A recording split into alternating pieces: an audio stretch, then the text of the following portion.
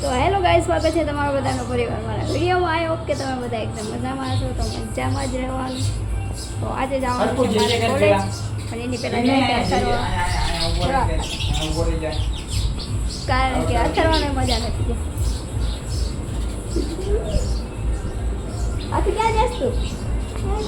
ક્યાં જાસ? બાબા જાસ? હા, ટાટા કહી દે. જાઓ જાઓ. તો મારે જવાનું છે કોલેજ, કારણ કે હજુ ફી આવી નથી. 2 દિવસ કીધું હતું. 2 દિવસ થઈ ગયા, આજે 3જો દિવસ, એટલે 25 દિવસ થઈ ગયા. હવે જવું તો પડશે ને, નકર ખબર કેમ પડશે. તો હવે એ દવાખાને જઈને આવે પછી અમે જશું કોલેજ. તો હવે આજે કોમેન્ટ કોને કરી જોઈ લેવી. ચાલો. હા, પહેલી કોમેન્ટ એ મારા ભાભી કે બીજા વ્લોગમાં ભજીયા બનાવો, અમે ખાશું. હો, તમે ઘરના કરે ન હાલે ને, બીજા કોઈ કરવા જો ને કોમેન્ટ. તમે તેમ કે આ બનાવો, તો હાલો ટ્રાય કરશો, તમારી ફરમાઈશ પૂરી કરશો. ક્યારેક નવરા પડે ને તો ભજીયા બનાવશો રાતે, હો, ભૂખ લાગે ત્યારે. અને બીજી કોમેન્ટ અહીંયા ડાભી યસ દીપુ, તમે ટિકટોકમાં વિડીયો બનાવો ત્યારથી વિડીયો જોઉં છું, બહુ સારા વિડીયો બનાવો છો. તો થેન્ક યુ ભાઈ, કમેન્ટ કરવા માટે અને વિડીયો જોવા માટે અને લાઈક કરવા માટે અને સપોર્ટ કરવા માટે. આવી રીતે તમે બધા સપોર્ટ કરતા રહો, બધા વિડીયોને લાઈક કરતા રહો, શેર કરતા રહો, કમેન્ટ કરતા રહો. તો હવે થેન્ક યુ. તો હવે નેક્સ્ટ વિડીયો માટે તમે બધા એને કોમેન્ટ કરી દેજો, જેથી તમારા બધાનું નામ આવી જાય. તમે જોવી નેક્સ્ટ વિડીયોમાં કોણ કોમેન્ટ કરે, કોનું નામ આવે. ચાલો. यहाँ हमारे मदर ગવારનું શાક બનાવેલું, એટલે ગવાર મોરાઈ. તે ભૂંગળા કેમ લઈને બેઠા?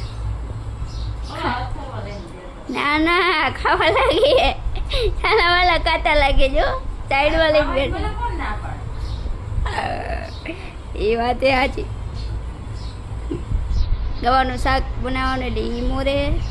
તો હું બાંધી નાખીશ લોટ. તો હું બાંધી નાખું લોટ, પછી શાક બનાવી નાખું, પછી કોલેજ જઈ આવું. રોટલી હવે આવીને કરીશ, કાં મમ્મી કરી નાખશે. તો લસણ આવ્યા મમ્મીએ જો ફોલી નાખ્યું છે, તો આને ખાંડી નાખશું ને મસાલો રેડી કરી નાખશું ને પછી બનાવી નાખશું શાક. તો આ કુકરમાં જો મેં તેલ નાખી દીધું. તો આ તેલ આવી જાય ત્યાં સુધી રહેવા જશે. તેલ આવી ગયું હોય તો હજી રહી નહીં, શું નાખવાનું? જીરું,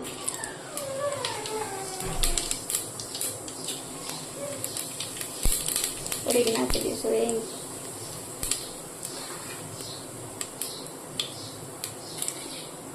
પછી આને નાખી દઈશું.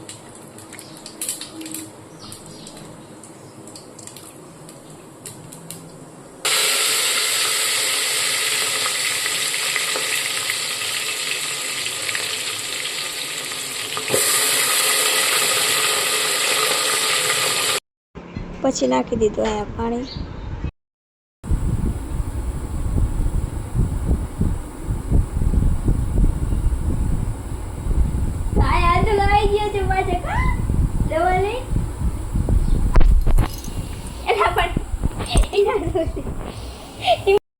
તો ઘરે આવી ગયો, પણ મારે જવાનું છે કોલેજ.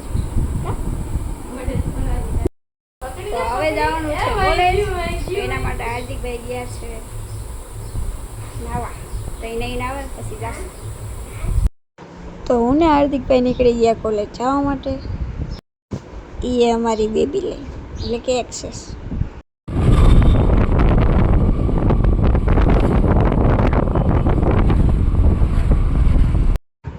તો મેં આ કોલેજમાં એડમિશન લીધું હતું. કઈ આ તો અહીંયા ઋતિકભાઈને બોલાયા હતા, તો ઋતિકભાઈ આવી ગયા હતા. જો ખાલી મેસેજ કરવો ને હાજર થઈ જાય મારા ભાઈ.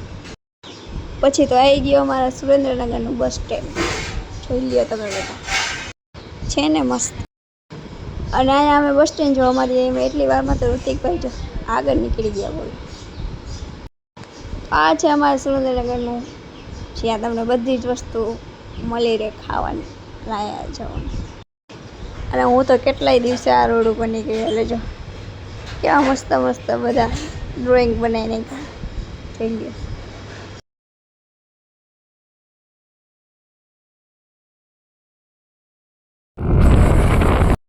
તો આ ઋતિકભાઈને ટાટા કહી દઈશું. કેટલું પાણી ભર્યું છો. તો આ અથરવા માટે લઈશું આઈસ્ક્રીમ.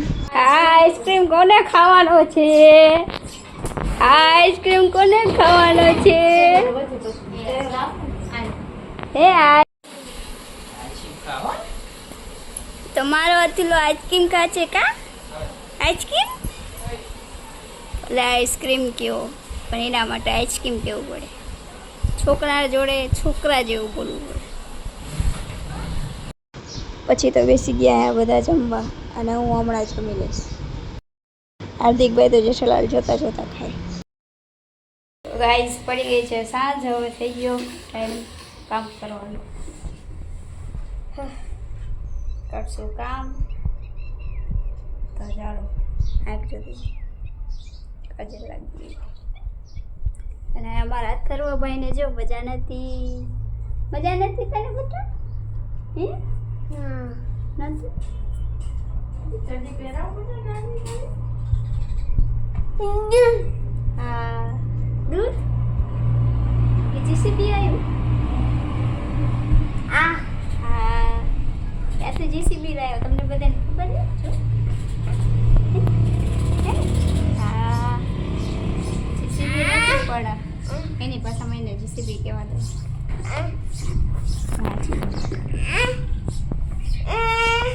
બાય રખાવું.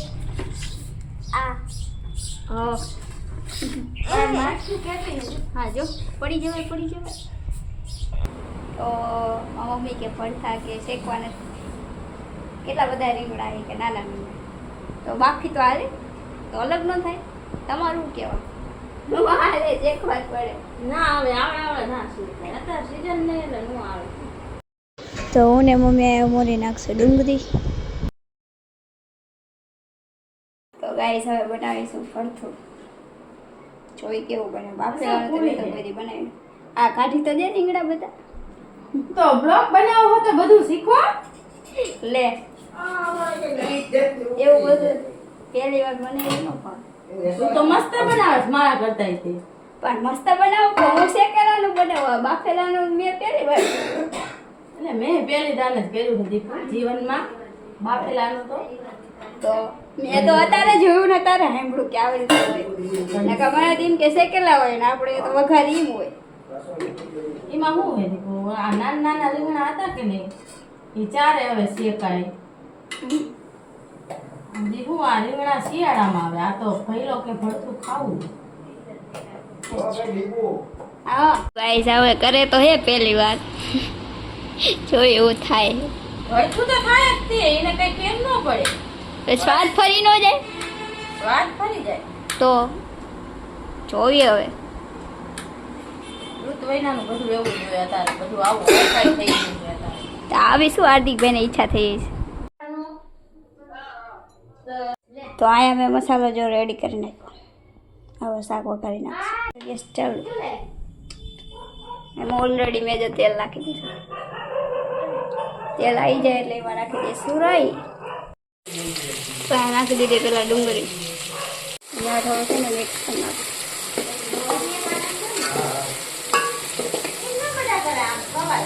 જોડે નાખી દઈશું ટમેટા અને મરચાં.